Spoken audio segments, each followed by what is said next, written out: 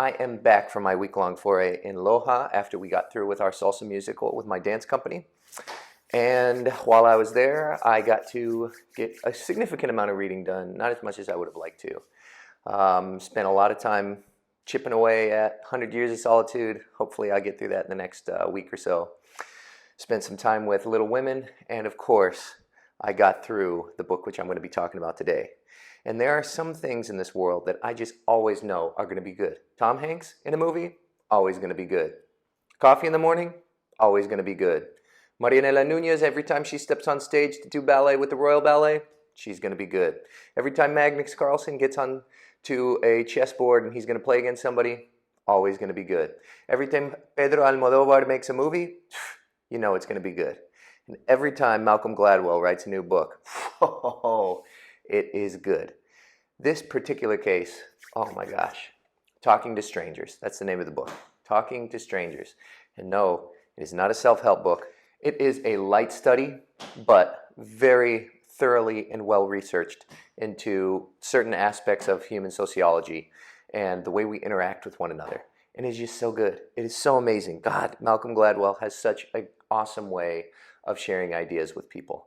I mean, his writing and his podcast, Revisionist History, are some of my favorite things to read and some of my favorite ways to learn about, whatever it is that he's talking about. So I'm a huge fan of this book. For me, when I wrote my review for this on Goodreads, I said, and I still believe this, like my favorite Malcolm Gladwell book is the book that I most recently read of his.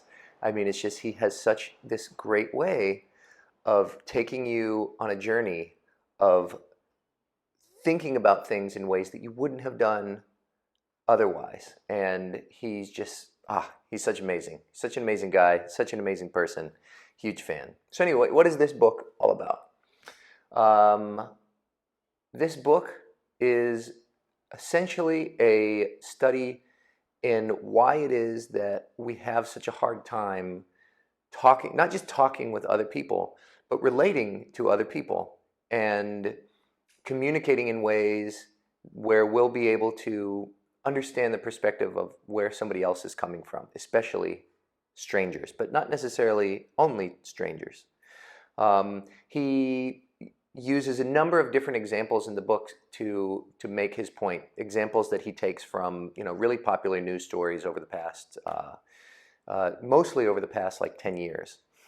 He bookends his book using a case that showed up just a couple years ago by a woman named Sandra Bland, who ended up committing suicide inside of a jail cell after a very unfortunate interaction that she had with a police officer.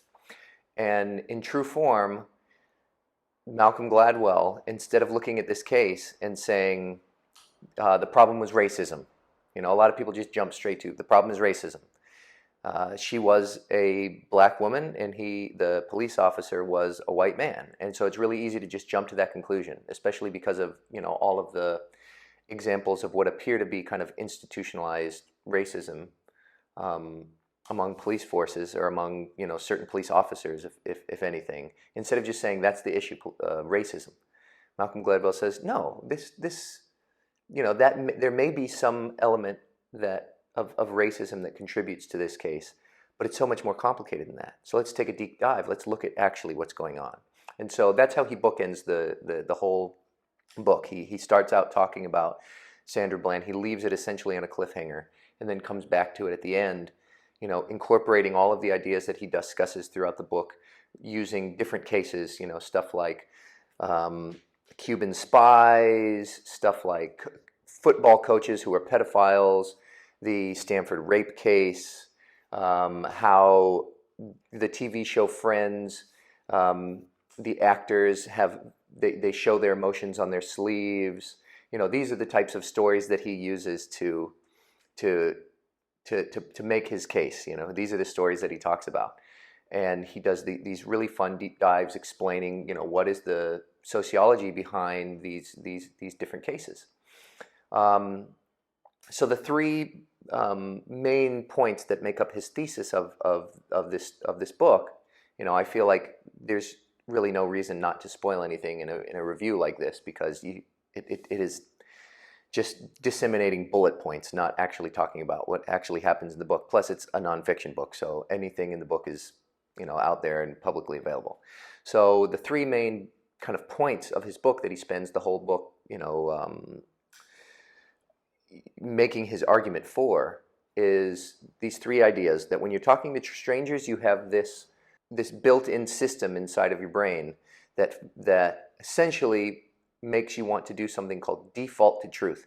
You default to truth when you're talking to people that you don't know, and that means that if somebody is telling you a lie, but they're saying it convincingly, or even maybe not even necessarily that convincingly, you have no recourse to be able to prove them wrong in that moment. And you want to be able to have kind of a beneficial relationship with that person in that moment. So the best thing that you can do, and what we tend to do, is default to truth. Assume that what they're telling you is the truth in order to have a functioning collaboration.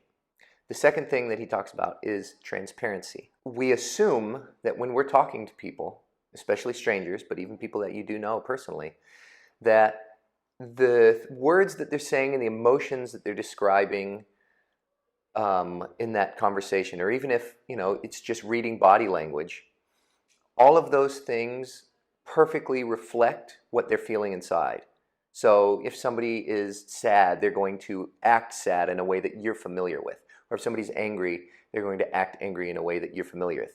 That's what transparency is. And some people do wear their emotions on their sleeves, and they are very transparent, and they do treat every interaction in a very sincere way that leaves no doubt for you, the person talking to them or interacting with them, that what it is that they're actually going through. But many people, if not most people, are actually much more complicated than that. People react to situations in different ways, and so we're not transparent for the most part in how we project our emotions and our feelings and our opinions and whatnot when we're talking to other people. So someone who had a family member or somebody close to them who just died, some people might be very transparent and get very upset, visibly upset, cry. But other people, when you see somebody who died, you might, not project any of that at all. I'm sure everybody knows people like that. I mean, this isn't a crazy idea. It's so easily digestible because we know this to be the case. It's just putting pen to paper and investigation behind that idea to describe in such a digestible way that which we kind of already feel like we intuitively know to be true. But we don't always act upon. We see somebody who's just sitting there, normally we assume, that guy's okay, but could be dying inside, who knows? The third idea that he sets forth is this idea called coupling, where we act in different ways depending on the situations that we're in. One of the cases that Malcolm Gladwell talks about, and this is the only one that I had like the wherewithal or the frame of mind to be able to say, okay, I'm not going to take this just on face value, but I think it's an interesting case anyways. He talks about suicide rates.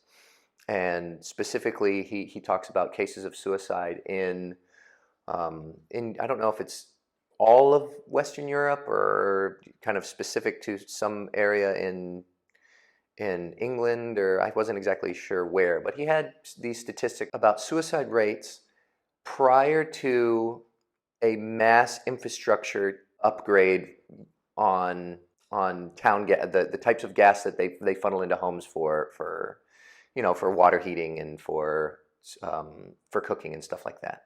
And so it used to be that the gas was really dirty inside people's houses, and it was really easy to commit suicide by inhaling essentially methane gas, right? You stick your head in the oven, 15 minutes later you're dead. After they upgraded the infrastructure and improved the type of gas that they were funneling into houses, the number of death rates to that specific cause of death lowered. And the argument that Malcolm Gladwell makes is that there was an overall general decrease in suicide rates, and it was directly related to that infrastructure update. So essentially, when you take away people's ability to commit suicide in a specific way, that will actually keep people from committing suicide altogether, right? Not, it's like if somebody has the option of killing themselves with inert gas or with methane gas, then that is like the only way that that person might do it. People killing themselves, they're not necessarily going to go find a handgun and kill themselves with a handgun, right? Their decision to commit suicide is coupled to the method that they choose to use. Now, the way he presents this idea in the book, he uses kind of statistical evidence. I remember reading a book called Factfulness by Hans Rosling, and it was another nonfiction book whose kind of the thesis of that book was to essentially show through statistics that the world is improving in so many of the metrics that we have to gauge, improvement, quality of life. Infant mortality is down. The amount of resources we have to share with the world, as far as like food consumption and stuff like that, is up. Poverty is down. Stuff like that. But in that book, he makes a point. One of the points that he makes, Hans Rosling, is that whenever you see a graph depicting some type of idea or metric, you need to be skeptical of it, especially if there's only two data points that you're using to compare to one another. So in this case, in Malcolm Gladwell's book, he talks about the suicide rate before and after the implementation of this upgrade to the infrastructure of gas. And when you see the graph, it's obviously a steep decline. There's an apparent correlation between those two ideas, but there's really only two. First of all, there's only there's only two things that you're comparing there in that graph, and there's so many other metrics that could contribute to why the suicide rate may have or may have not gone down. And so it's just kind of one of those things that I question for myself. I'm not really using this as a platform to say that Malcolm Gladwell is wrong, because obviously I am overwhelmingly impressed by Malcolm Gladwell's argument, and I totally buy into it. Just that one specific point of it could have been maybe developed a little bit better for me to be able to stand by it 100%. So that's basically all I have for this book. This is my first 5-star book of the year. Totally 100% recommend it to anybody. It's a really quick read. It's a really fun read. Nonfiction books are that thing that I feel like I force myself to read a lot of time, because you have to be that lifelong learner and keep yourself updated with what's going on. So yeah, a lot of times it's just a lot of work to get through that kind of stuff. And in Malcolm Gladwell's case, that is never the case. He is always so much fun to read. His commentary and anything that he always talks about is so fun and so insightful. I did look up, as I was kind of like getting ready for this, kind of some stuff online. I was looking at Reddit, and I was looking at like reviews on Goodreads and stuff like that. One of the things that he had said on an AMA on Reddit that I was reading that I thought was really neat, that I'm going to share here, just kind of an idea to end this off with, is the best thing about Canada. Somebody asked him what was it like growing up and living in Canada, because he's Canadian. He says, the best thing about Canada that Americans don't recognize is that we're a country whose citizens look for reasons to agree with each other, as opposed to vice versa. This is my great frustration with the US. I don't think Americans really are divided. I just think that they work really hard at playing up their differences. And I think that that's true. We have so much in the States. I'm not currently living in the States, but I still totally 100% identify as an American. I think we have kind of this tribal mentality, especially in our politics, but not in any means limited to our politics, in that we always are looking for the us and the them. We're always kind of framing arguments and situations in such a way that have a clear-cut villain and a clear-cut good guy, and not looking for compromise, not looking for meeting in the middle. There was one other thing that happened in the book that I do want to talk about, because I thought it was great. And this is, for me, this is Malcolm Gladwell in a nutshell.